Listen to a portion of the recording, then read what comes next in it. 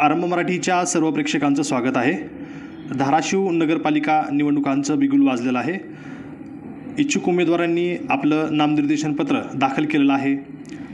मतदानाची तारीख ही 8 दिवसावर आलेली आहे आणि प्रचार देखील ऐन रंगात आलेला आहे. धाराशिव नगरपालिकेसाठी प्रभाग क्रमांक 8मधून शिवसेना पक्षातून ज्यांचा समाजकारणाचा वारसा आहे असे अमरसिंह देशमुख हे निवडणूक लढवत आहेत. 80% समाजकारण आणि 20% राजकारण हा वसा घेऊन जो पक्ष राजकारण करतो अशा शिवसेना पक्षाकडून त्यांनी उमेदवारी दाखल केलेली आहे. खरं म्हणजे अमरसिंह देशमुख हे सामाजिक कार्यामध्ये गेल्या 30 वर्षापासून सक्रिय आहेत.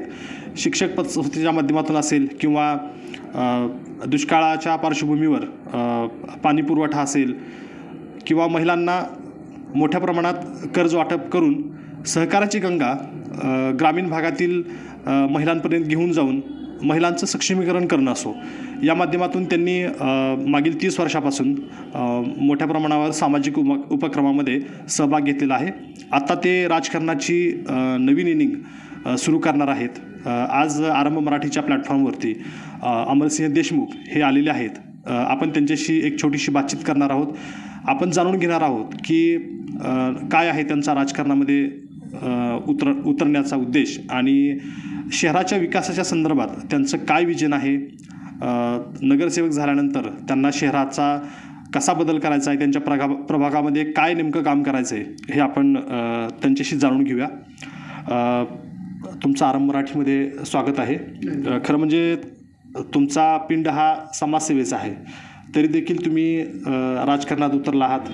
काय नेमकी त्यामागची भूमिका आहे? त्यामागची भूमिकामध्येच तुम्ही सुरुवातीलाच सांगितले की बाबा 80% समाजकारण आणि 20% राजकारण असलेला हा पक्ष की जो माझ्या विचाराशी जुळतो आहे. मी आजपर्यंत जवळजवळ 100% समाजकारणच केलेलं आहे, पण आता राजकारणाच्या माध्यमातून सुद्धा काही गोष्टी करण्याची माझी मानसिकता आहे. गेले 30 वर्ष मी सहकार क्षेत्रात अतिशय चांगल्या पद्धतीनं काम केलं आहे. भाई उद्धवराव पाटील शिक्षक पतसंस्था गेली 30 वर्ष 0% थकबाकी आणि महाराष्ट्र शासनाचे 2 पुरस्कार की मुख्यमंत्र्याच्या हस्ते सहकार मंत्र्याच्या हस्ते मिळवून या जिल्ह्याचं नावलौकिक केलेलं आहे. तसंच मध्यवर्ती शिवजयंतीचाही मागच्या वर्षी अध्यक्ष होतो. तोही उत्सव मोठ्या प्रमाणावर साजरा करून महाराष्ट्रभर नावलौकिक मिळवून मी दिलेला आहे. हा जिल्हा सहकार क्षेत्रात बदनाम असताना शिक्षक पतसंस्था असेल किंवा महिलांसाठी अनेक महिलांची मागणी आली की बाबा बेरोजगार महिलांसाठी तुम्ही काहीतरी करा म्हणल्यानंतर मी महिलांसाठी एक नागरी पतसंस्था काढली. त्या पतसंस्थेच्या माध्यमातून जवळजवळ 20 कोटी कर्ज वाटप मी महिलांना केलेलं आहे. त्याच्या जवळजवळ 3,500 महिला सभासद आहेत. भाई उद्धवराव पाटील शिक्षक पतसंस्थेच्या 1,500 शिक्षकांना 60 कोटीपर्यंत मी कर्ज वाटप केलेलं आहे. ह्यातले जवळजवळ 100 कुटुंब तरी या प्रभागामध्ये राहिलं आहेत.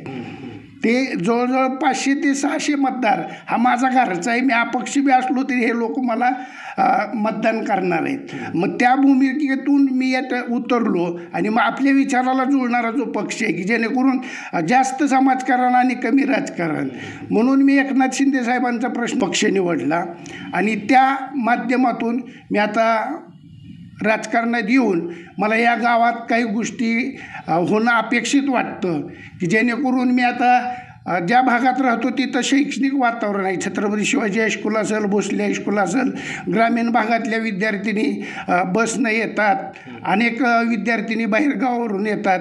परंतु मला जास्त ठळक जाणवलेला मुद्दा म्हणजे सार्वजनिक शौचालय या भागामध्ये असणं अत्यंत गरजेचं आहे. या अनेक मुली शाळेला आलेल्या असतात, अनेक महिला त्या आपण आठवडी बाजारात देखील बघतो, पण 2-2 किलोमीटर शौचालयासाठी त्या लोकांना जावं लागतं. तर ह्याची अतिशय निकडीची गरज आहे सार्वजनिक शौचालय. किंवा माझ्या डोक्यात ह्या शहराच्या विकासाच्या दृष्टीतून ज्या आपली इथं भोगावती नदीचा उगम झालेला आहे तिथून ते वैराग नाक्यापर्यंत ती नदी पूर्ण स्लॅब टाकून फुटपाथ तयार करून वॉकिंग ट्रॅक करून दोन्ही साईडनं जे काय त्याची ती पावित्र्य राखणं गरजेचं आहे त्या नदीचं, पण त्याचं नदीचं पावित्र्य राखलं जात नाही, शहराचं सगळं सांडपाणी त्याच्यात मिसळलं जातं.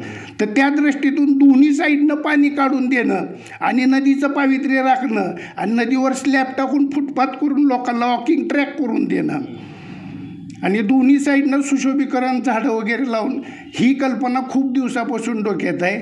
दुसरं, हातला देवीकडे सकाळी पहाटे लोक फिरायला जातात. आता त्या रस्त्याचं काम चांगलं आहे, अतिशय चांगल्या प्रकारे काम व्हायला लागलं आहे, परंतु फुटपाथ होणं गरजेचं आहे. रस्त्याच्या दोन्ही साईडनं फुटपाथवरून लोकांनी वॉकिंग ट्रॅकचा वापर करावा. रस्त्यात वाहनांची गर्दी जास्त आहे, तर त्याच्यासाठी एक माझा पुढाकार राहील. भोगावती नदीचं पावित्र्य राखणं, सांडपाणी व्यवस्थित काढून देणं, वॉकिंग ट्रॅक करणं, शक्य झालं तर दोन्ही साईडनं व्यावसायिक दुकानं उभा करून सुशिक्षित बेकारांना व्यवसायासाठी संधी उपलब्ध करून देणं. तसंच सकाळी फिरायला जाणाऱ्या लोकांसाठी ट्रॅक स्वतंत्र करणं. रस्त्यावर वाहनं जास्त आहेत, अपघाताची शक्यता जास्त आहे. आणि सार्वजनिक शौचालय, घंटागाडी, नियमित पाणी पुरवठा होत नाही. नियमित पाणी पुरवठा होणं गरजेचं आहे. आता उजनीचं पाणी आलेलं आहे, तेरणाचं आहे, पाऊस बी चांगला झालेला आहे, तरी या शहराला नियमित पाणी पुरवठा होत नाही. आठवड्यातून एकदा माझा प्रयत्न राहील 24 तास पाणी देण्याचा. कमीत कमी एक दिवसाआड तरी पाणी लोकांना मिळालं पाहिजे. आणि स्वच्छतेच्या दृष्टीतून सांडपाण्याची व्यवस्था झाली पाहिजे. सौर ऊर्जेचा जास्तीत जास्त प्रचार कसा करता येईल. तुमचं ती नळाचं पाणी, जी पावसाचं पाणी वाहून जाणार आहे, बोरचं पुनर्भरण, ह्या काही गोष्टी ज्या आहेत ही शासनाची मदत घेऊनच कराव्या लागणार आहेत. त्यामुळं राजकारणात येणं मला गरजेचं वाटलं. मी काय, माझा स्वभाव, माझा पिंड राजकारणाचा नाही, स्वभावच माझा समाजकारणाचा आहे. 80% समाजकारण, 20% राजकारण, या पद्धतीनं विचार करून मी या क्षेत्रात उतरलो आहे. आणि माझा जास्तीत जास्त प्रयत्न राहील की सहकाराच्या माध्यमातून महिलांना आर्थिक सक्षम बनवणं. आता जवळजवळ 20 कोटी मी महिलांना कर्ज वाटप यापूर्वी केलेलं आहे. तालुका मर्यादित असल्यामुळं 3,500 महिला माझ्या सभासद आहेत आणि शिक्षक पतसंस्थेचे 1,500 शिक्षक सभासद आहेत. त्यांना 60 कोटीच कर्ज वाटप आजच्या तारखेला माझ्याकडे झालेलं आहे. अनेक शिक्षक आमच्या कामावर समाधानी आहेत आणि त्या माध्यमातून मी या क्षेत्रात आलो. ही माझी सुरुवात आहे. तर लोकांनी विश्वास ठेवून मला सहकार्य करावं आणि त्यांच्या सहकार्याला मी विश्वासपात्र राहील. यापूर्वी मी ज्यांची कामं केलेली आहेत त्यांच्या जर मुलाखती घेतल्या तर ते तळतळून बोलतात की सरांसारखा माणूस निवडून येणं हे जनतेच्या हितासाठी गरजेचं आहे. शहरांपेक्षा सुद्धा लोकांसाठी निवडून येणं गरजेचं आहे, कारण हा माणूस सतत काम करणारा आणि लोकांना सहकार्य करणारा माणूस आहे. हे तुम्ही आता हे तुमचं सामाजिक कार्य आहे, परंतु मधल्या काळामध्ये दुष्काळजन्य परिस्थिती असताना तुम्ही पानपोई सारखे उपक्रम राबवलेले आहेत. शिवजयंती मध्यवर्ती शिवजयंती महोत्सव समितीचे अध्यक्ष असताना तुम्ही काय उपक्रम राबवलेले आहेत? काय काय सामाजिक उपक्रम त्यामध्ये केलेले आहेत तुम्ही? मी 2011ला निवडणूक लढवली होती अपक्ष. त्यावेळेस मला 850 मतदान पडलं होतं. मी कुठल्या पक्षाशी संबंधित नव्हतो, तेवढी माझी यंत्रणा बी नव्हती, पण मी लढलो. पण शिक्षकांच्या जोरावर मी 850 मतदान मिळवलं होतं. तर पडल्यानंतर दुष्काळ पडला होता 2011 नंतर. मी वैयक्तिक 40 टँकर पाणी मोफत भीमनगर आणि तांबरी विभागात मी स्वतः रात्रभर जागरण राहून लोक झोपेतून उठवून पाणी पुरवठा करत होतो. तसंच आज मी तुम्हाला सांगतो आपल्या माध्यमातून प्रभागातील लोकांना, सार्वजनिक शौचालय अत्यंत गरजेचं आहे. तो तर प्रयत्न मी शासन स्तरावर नगरपालिकेत करीनच, पण एखादं तरी सार्वजनिक शौचालय मी माझ्या वैयक्तिक खर्चानं करीन, पण सार्वजनिक शौचालय हे माझं प्राधान्य राहील. की व्यापाऱ्यांना सुद्धा सार्वजनिक शौचालयाची गरज आहे, महिलांना तर अतिशय निकड आहे. कुठल्या तरी घरी दार वाजवून त्यांना त्यांची अडचण भागवावी लागते. तर हा मुद्दा माझ्या दृष्टीतून खूप निकडीचा आहे. एकतरी सार्वजनिक शौचालय मी माझ्या वैयक्तिक पैशाने उभा करेन, नगरपालिकेतून तर पूर्ण शहरात करण्याचा प्रयत्न करेन. आता तुम्ही प्रभाग क्रमांक 8मधून तुम्ही निवडणूक लढवत आहात. मतदारापर्यंत कितपत पोहोचलात? काय मतदारांची प्रतिक्रिया आहे आता मी सांगितलं ना तुम्हाला, माझ्या महिला पतसंस्थेत सभासद 3,500 आहेत आणि शिक्षक पतसंस्थेत सभासद 1,500 आहेत. म्हणजे मी कोपऱ्यात पोचलेला माणूस आहे आणि मी निवडून यावं म्हणून प्रयत्न करणारे माझ्या परस्पर कमीत कमी 200 लोक फिरतात की आपापले पाहुणे मित्र ओळखीचे, म्हणजे मी लोकांपर्यंत पोहोचलेला माणूस आहे. शेवटी मतदारांना तुम्ही काय आवाहन कराल तुमच्या प्रभागातील, शहरातील? माझं यापूर्वी मी केलेलं जे सहकार क्षेत्रातलं काम आहे आणि ते जे माझे सभासद आहेत, 30 वर्ष बिनविरोध निवडणूक होती. अनेक शिक्षकांच्या संघटनेत अनेक पुढारी आहेत शिक्षकामध्ये, परंतु त्यांनी माझ्या कामावर विश्वास टाकला आहे. शिक्षक हा प्राणी सुशिक्षित आहे, त्यांनी माझं काम पाहूनच एकमुखी संस्था माझ्याकडे दिलेली आहे. एकमुखी 30 वर्ष चाललो आहे. नागरी पतसंस्थेचं बी तसंच आहे. तर हे माझं काम पाहून ज्यांनी काम पाहिलं त्यांनी विश्वास टाकला.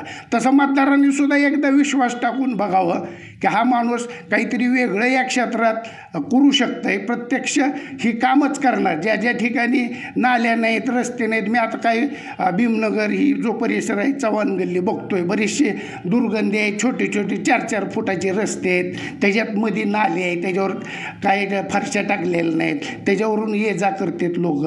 तर त्या कामाला मी प्रथम प्राधान्य देणार. तर हे कामं करण्याच्या दृष्टीतून प्रयत्न करीन. मतदारांनी विश्वास ठेवावा आणि त्या विश्वासाला पात्र राहून मी काम करीन.